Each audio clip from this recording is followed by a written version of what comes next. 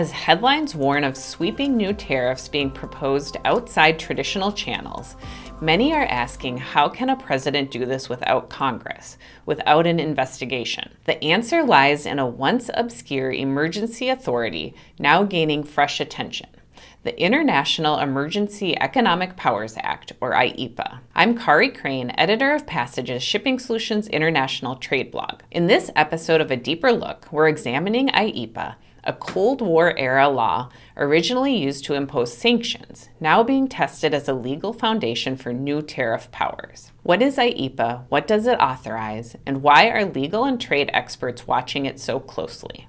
The International Emergency Economic Powers Act of 1977 allows a U.S. president to regulate economic transactions in response to a national emergency declared under the National Emergencies Act.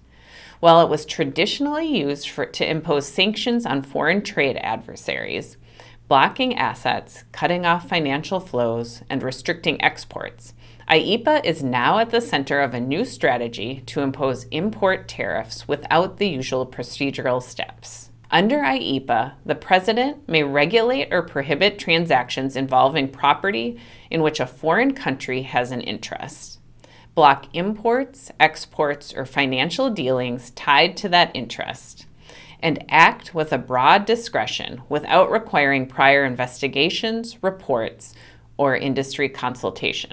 That makes it distinct from tariff authorities like Section 301 or Section 232, which require formal investigations, findings, and public input. IEEPA was enacted in 1977 as a response to concerns that presidents had too much unchecked authority under earlier emergency statutes. But it has deeper roots. Its predecessor was the Trading with the Enemy Act of 1917, which allowed broad economic powers during wartime.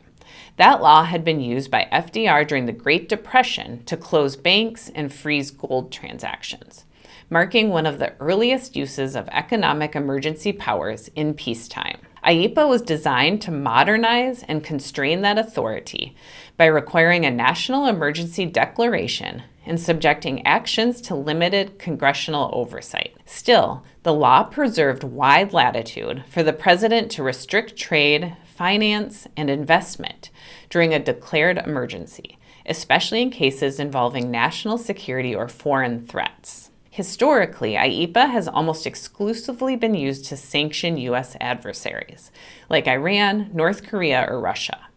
It's been the legal backbone for freezing assets, banning financial transactions, and cutting off access to U.S. markets in response to national security or foreign policy threats. Using it to impose tariffs on a broad range of imports from a strategic competitor or even an ally marks a significant shift.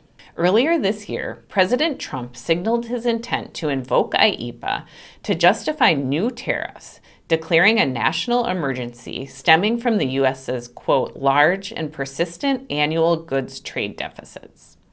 This is the first time in history that IEEPA has been used to impose tariffs, not just sanctions.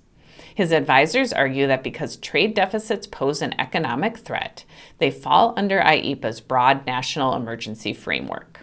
The statute allows regulation of, quote, any importation or transaction involving any property in which any foreign country or a national thereof has any interest. The interpretation is untested. IEEPA contains few procedural guardrails. Once a president declares a national emergency, they can act quickly and expansively. There's no legal requirement to prove specific harm through an investigation, identify unfair trade practices, or consult with trade agencies or affected industries. As I'm sure you've seen, if tariffs are imposed under IEEPA, there may be little warning or public comment period. Targeted industries might not have time to adjust supply chains. Traditional exclusion processes may not apply. There's limited recourse unless Congress or the courts intervene.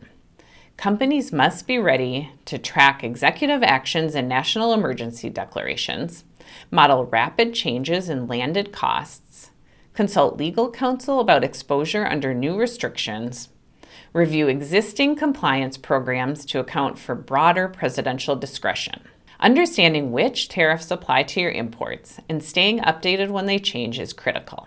Our import controls software simplifies this process by helping you identify and monitor products impacted by changing tariffs. There's a link below to try it for free. You'll also find a number of other links to articles, white papers, and more that can help you manage tariff volatility. For example, our Incoterms resources can help you choose a better trade term for managing changing import controls. Our product classification software is always up to date with the changing regulations, and our blog includes dozens of helpful articles about tariffs, including a recent article from Dave Noah about strategies exporters and importers should use to manage tariff chaos. Our free guide, How to Create and Implement an Export Compliance Program, provides a solid framework for managing IEEPA-related risk, especially when new controls can appear with little notice. Whether this use of IEEPA survives legal scrutiny remains to be seen, but for businesses, the message is clear. Understanding IEEPA is no longer optional, it's essential. Next time on A Deeper Look, we'll examine reciprocal tariffs and their connection to IEEPA.